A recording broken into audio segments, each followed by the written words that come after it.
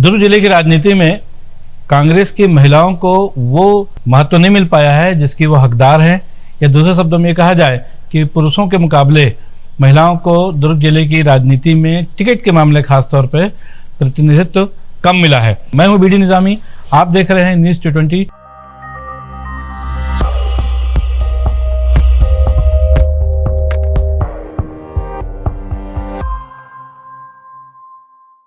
प्रतिमा चंद्राकर एकमात्र ऐसा नाम है अभी तक जो कि दुर्ग जिले की राजनीति में खेरथा और दुर्ग ग्रामीण से विधायक रह चुकी हैं। उसके अलावा उन्हें 2019 में दुर्ग लोकसभा सीट से कांग्रेस का प्रत्याशी बनाया गया था।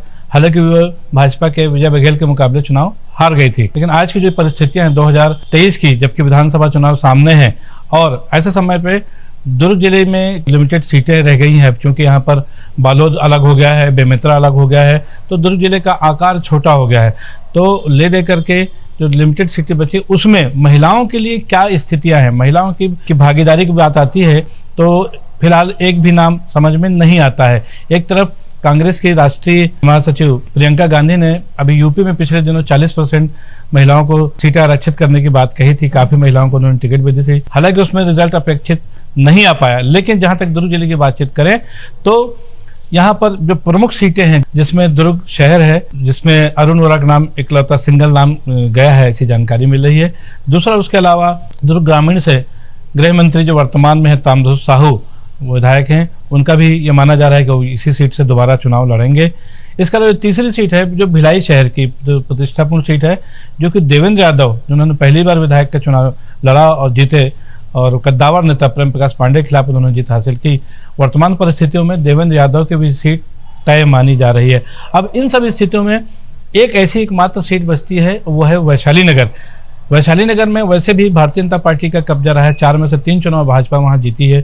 ऐसी स्थिति में कांग्रेस के लिए ज्यादा एक बड़ा अखाड़े जैसी स्थिति वैशाली नगर बन चुकी है, जहां पर किसी न किसी नए कैंडिडेट को टिकट मिलेगी। हम बात कर रहे हैं महिला प्रत्याशियों की। क्या ये जो प्रमुख सीटें हैं, क्योंकि इसके अलावा पाटन एक सीट है, एक अहिवारा सीट है, जो सीट है जहां से पाटन से तो खैर मुख्यमंत्री भूपेश बघेल स्वयं दावेदार रहेंगे, सिंगल नाम है उनका। लेकिन अहिवारा है, अहिवारा से हालांकि गुरु रुद्र कुमार नवागढ़ शिफ्ट हो रहे हैं, इसलिए कहीं ना कहीं वहां से भी किसी न किसी नए कैंडिडेट को टिकट दी जाएगी। लेकिन जहां तक महिला भागीदारी की बात करें तो जो जिले की राजनीति में जो 3 बड़े नाम नजर आ रहे हैं, सुनने में आ रहे हैं, उनमें से कहीं ना कहीं रस्साकसी रहेगी। प्रतिमा चंद्राकर जो कि पिछले बार लोकसभा चुनाव हार गई थी, उनके अलावा 3 नाम और हैं, जिसमें तुलसी साहू जो कि भिलाई शहर जिला कांग्रेस कमेटी की अध्यक्ष रह चुकी हैं और पिछले चुनाव में वैशाली नगर से उनका नाम लगभग फाइनल हो चुका था। अंतिम समय में दिल्ली के हस्तक्षेप के बाद पूर्व राज्य मंत्री बीडी कुरैशी को वहां से प्रत्याशी बना दिया गया था, अन्यथा एक पैनल में तुलसी साहू का नाम जा चुका था। एक बार फिर वो वैशाली नगर से अपने टिकट के लिए जो आजमाइश कर रही हैं। उसके अलावा एक दूसरा जो बड़ा नाम है वो है नीता लोधी का। नीता लोधी सन 2000 में जब नगर निगम का अस्तित्व वजूद में आया था, उस समय वो कांग्रेस की टिकट पर पहली महापौर बनने का श्रेय उनको हासिल है। उसके बाद से लंबा समय बीत गया, लेकिन उनको कहीं पर कोई तवज्जो नहीं मिल पाई। दूसरी बात ये भी थी कि 15 साल खुद कांग्रेस सत्ता से बाहर थी, इसलिए भी इनको 15 साल तो उनके गए। अब जबकि 2018 के चुनाव में कांग्रेस दोबारा सत्ता में आई 15 साल बाद, तब उनको अंत्यावसायी सहकारी वित्त विकास निगम का उपाध्यक्ष बनाया गया है और उनको राज्य मंत्री का दर्जा दिया गया है। तो नीता लोधी को 2000 के बाद 2021 में एक नई जिम्मेदारी मिली, एक जो राज्य मंत्री का उनको दर्जा मिला। लेकिन जहां तक राजनेताओं के साथ लोकसभा और विधानसभा का जो एक आकर्षण रहता है, जहां पर एक मंजिल मानी जाती है किसी भी नेता के लिए निर्वाचित विधायक होना या निर्वाचित सांसद होना, उसमें अभी तुलसी साहू और नीता लोधी को इस चीज की प्रतीक्षा है, क्योंकि अभी तक उनको टिकट ही नहीं मिली है। एक नाम हालांकि और आता है, वो है सुभद्रा सिंह का, जो कि 3 बार पार्षद रह चुकी हैं और वो भी यदा कदा उनका भी नाम भिलाई नगर से, क्योंकि वो भिलाई नगर की तरफ राजनीति करती हैं। लेकिन चूंकि देवेंद्र यादव वहां से विधायक हैं, इसलिए सुभद्रा सिंह के लिए ऐसा नहीं लगता कि उनके लिए कहीं कुछ संभावना भिलाई नगर से बन पाएगी।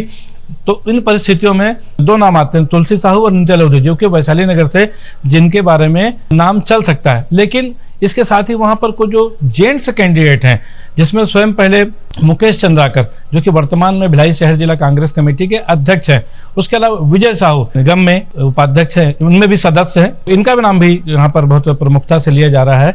मुकेश चंद्राकर विजय साहू। उसके अलावा एक नाम और है, वो है अरुण सिसोदिया का। अरुण सिसोदिया जो कि प्रदेश कांग्रेस कमेटी के महामंत्री भी हैं। अब पिछले दिनों उनकी सक्रियता और उनकी जो कार्यप्रणाली रही उसको लेकर प्रदेश कांग्रेस कमेटी में उनको तरजीह भी दी गई थी और अभी भी दी जा रही है। वो भी एक बड़ा नाम है। उनकी भी दावेदारी देखा जाए तो बहुत मजबूत रूप से मानी जाएगी। टिकट कट रही है जैसे अगर माना जा रहा है बीडीक्यूएसी की। और राज्य में यदि 2 मुस्लिम नेताओं को टिकट देने की बात आती है तो मोहम्मद अकबर के बाद जो 2 नाम आते, दूसरा नाम जो है उसमें हालांकि आज की तारीख में प्रमुख नाम जो चल रहा है वो है एजाज ढेबर का। रायपुर दक्षिण या रायपुर ग्रामीण से कहीं भी उनको टिकट देने की चर्चा चल रही है।